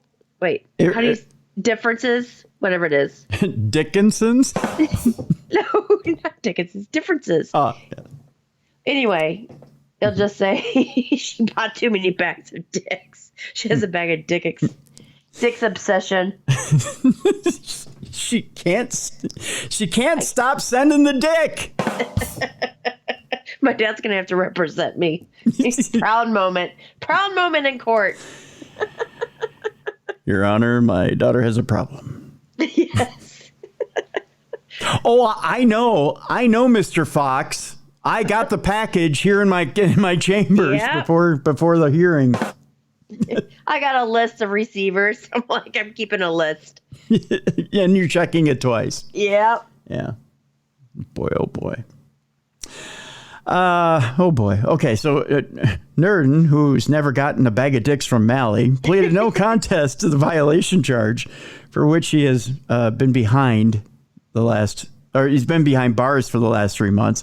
He was fined about $1,000, and his jail sentence will run concurrently with the misdemeanor battery case's punishment. According to a police report, the victim told cops she was arguing with Nerdin about the relationship when she declared that he needed an erectile dysfunction medication to address his sexual shortcomings. So why didn't he take the advice? Yeah, exactly. Nerdin, she said, became irate and retrieved the sex toy from a bedroom shelf and shoved the item into her mouth. Oh, that's violent. He also then punched her in the eye. Oh, gosh. When questioned by cops... I just thought he had like a little rubber one with the suction cups and just threw it at her. And then it stuck like a piece of salami. Just like stuck like a unicorn.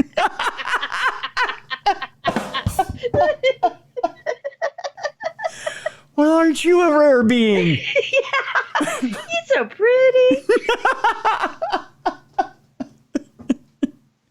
I want to ride you like a... Wait a minute. I can't. I'm limp. When questioned by cops, Nerdin claimed not to recall wielding the dildo. By the way, that's the name of my new album, Wielding the Dildo.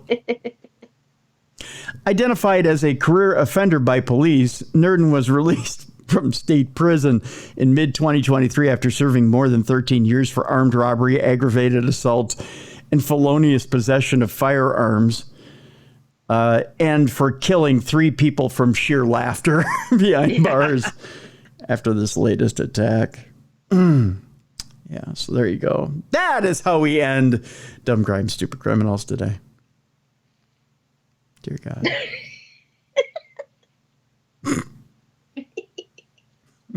A unicorn. It's magical. That's magical. Sending people. I won't be telling my parents that I was on this episode. This is one of the ones you deny? My brother will get revenge on me as we're having Thanksgiving dinner. So, did you hear Mally on this episode? Mom, Dad, guess what? I've got a special episode to play at the table. Yeah. Mm-hmm. He'll have cassette tapes for the parents that he'll wrap up as Christmas gifts. Got a special episode that Mally was on that you guys never heard. Well, I've told you before, when my mom and dad used to listen, when we were on the radio, they used to listen to it because it was late. So they'd be, in bed listening. Mm-hmm. And I would, once in a while, if I said something that was a little bit too out there, I would get a text from either my mother or my father telling me that was not appropriate and I was not raised that way. As we're on air, my phone would go off, and I was like, shit. And then I would usually get like the phone call the next day that I was not ladylike. So that's why you were in the book Women on the Fringe? Yeah. They're like, well, you should have sent me to Catholic college. So there. Exactly. Yeah. You got what you paid for. Exactly. And then some. Yeah, I hope that money was well worth it. That's right. You got cutting edge for your money. Yeah. There you go. Well spent, well spent. Yep.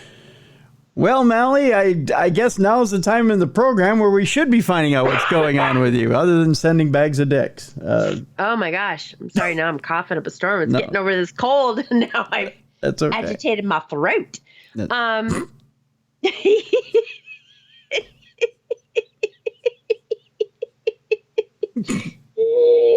Pink's not my color, though.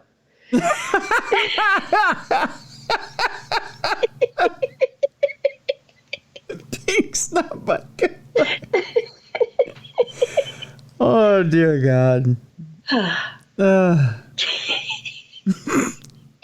Paranormalgirl.com is the website address. Check me out. Soon she'll have paranormalgirl.com unicorn horns out there for you. Oh, Lordy. That'll be on the Are You of 18? You know how you have to do that for like certain sites. Yes. Are you 18? These have suction cups and you can put them on your forehead. Yeah. This is the paranormal woman. Age of the paranormal girl. Oh my gosh. Stick them on the wall, put them on your forehead. It doesn't matter. It's a party favor. It's a party favor. It's up to you. Dear God. Now I gotta. Now you're thinking about it. I was just thinking like we should get paracut if I get in there before everyone arrives. Certain people at tables have little bags of dicks. I swear to God, you've got a cottage industry now. The paranormal girl bag of dicks. Send them to whoever you want. You need to have the bag of dicks available so you can send them from your website directly to people you don't like. It's your industry. It's yours now. Well, if you get some gummy dicks on your table, you don't tell anybody it was from me. Let's see how start a trend. There you go. Because you know how Tara puts like little candies on your table when you get there? That's going to be like random bags of dicks everywhere. And just a little message. Pop these in your box. Love Mally Fox. Yeah. Don't be a dick. Yeah, don't be a dick. Pop these in your box. Love Mally Fox. Yep. That's all it's got to say. Yep. I'm at the bingo room. I'm at the bingo room. If you got balls, come find me. Yep. Because see, they're dicks. If you got balls, come find me. Yep. See? There you go. There you go. T-shirt. I'm not going to be asked back. Where, Michigan Paracon or the show? You can come on this show whenever you want. Anywhere. This is comedy gold, my friend. You can do this whenever you want.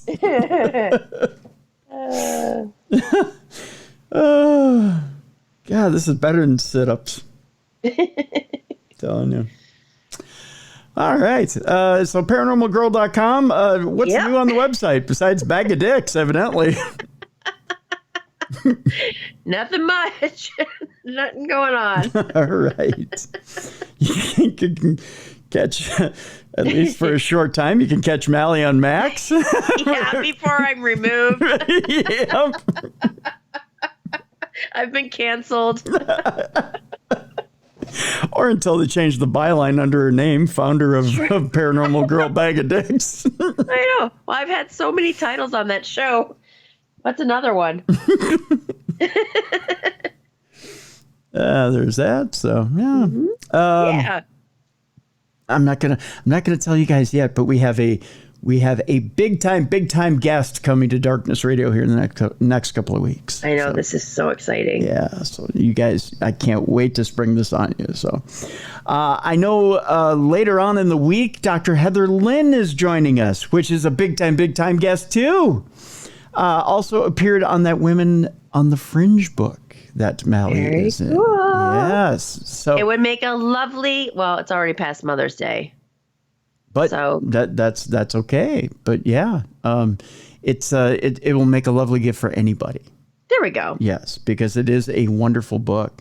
But it actually makes a wonderful gift for any woman in your life who's looking to become an investigator.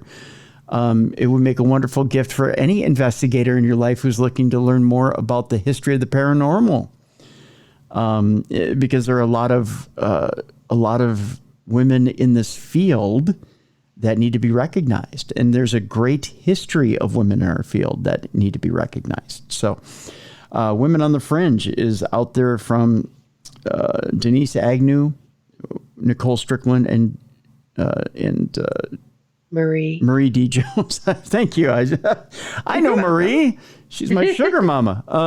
But Marie D. Jones. And by the way, you can go into our archives and get that program that recently aired. So, but yeah. And you can find the book on Amazon. Yes, you can get the book on Amazon. So, but yes, Dr. Heather Lynn will be on with us this week, and we'll have a link in that show as well to the book. And she says there's a whole paragraph where she tackles probably 7 or 8 different topics in just that paragraph. And I'm going to dissect that paragraph this week on Thursday. And we're going to get into it. It's going to be an interesting program. So, but Dr. Heather Lynn is an absolute genius. And after reading that book, after reading Women on the Fringe, I told Marie on the program, I would love to have Dr. Heather Lynn on. And of course, she's been on such shows as Coast to Coast AM. And she's been on with Whitley Strieber on his podcast and many other distinguished programs. And I'm so glad I'm getting her on this program. Mm-hmm. And Dr. Lynn said, I hear you want to have me on the program. And she emailed me, and I absolutely popped when she emailed me. And I said, absolutely. I absolutely want to have you on this program. And she has a new book coming out in October. Okay. Which I'm going to have her back in October if she'd be so gracious. And the book in October is, we'll talk about it on the program on Thursday, just a little bit. We'll tease you with it. But the book in October has to do with Baphomet. With what? Baphomet. Which Baphomet is for lack of a better term, is the creature that's quite controversial. A lot of people think that the Knights Templar turned their back on Christ and worshiped Baphomet, which is the horned devil, half goat, half devil creature that some people believe is satanic. Okay. It's there's a whole history to Baphomet. Baphomet is actually the for lack of a better term, the mascot of most Satanists. Okay. But Dr. Lynn is writing a book on Baphomet. Oh, that sounds interesting. Yeah. So, but that's coming out in October. So we'll get a little preview from Dr. Lynn about the book as well when she's here. But we'll get really deep into it later this fall. So interesting stuff, though. Mm-hmm. But we'll talk everything from ancient aliens to alternative history to lots of stuff. A lot of stuff going down this week. So big week on the program. Yeah. So got supernatural news tomorrow, but lots of good stuff this week. In the meantime, I'm going to ask Mally off air if I'm on the bag of dicks list. Other than that, that's... Well, now I can only send them with love. How do you do that? I don't know. I love you. Here's a bag of dicks. Because I've talked about it, so now if I send them out, people are going to think I hate them. That's the only reason to send them. Yeah, true. But now the person I wanted to send them to is just going to know about it, so I can't do that. I got to figure out something else. That's the reason to do it. Exclamation point. Not nice. It's like the rap wars. You don't send it. You don't put out a diss track because you love somebody. You put that diss track out. The whole thing is it's supposed to be anonymous. I've already said what it's going to do, so she'll know it's from me. You don't put out a diss track to tell somebody you like them. You put a diss track out there because it's a diss track. You put a bag of dicks out there because, God damn it, you deserve a bag of dicks. Well, now someone's going to start doing it and people are going to think it's me. Ooh. How am I going to defend myself? A dick imposter. Exactly. I don't know. Cops showing up at my door. Cops. You don't send the cops for a bag of dicks. I mean, a bag of donuts, maybe, but not a bag of dicks. We'll debate this off. Anyways, so that'll do it for today. Tomorrow, Supernatural News. Thursday, Dr. Heather Lynn. That'll do it for today. Say goodnight, Mally. Good night, Mally. That'll do it for today. Thanks for joining us today on the best in true crime podcasting. This has been True Crime Tuesday.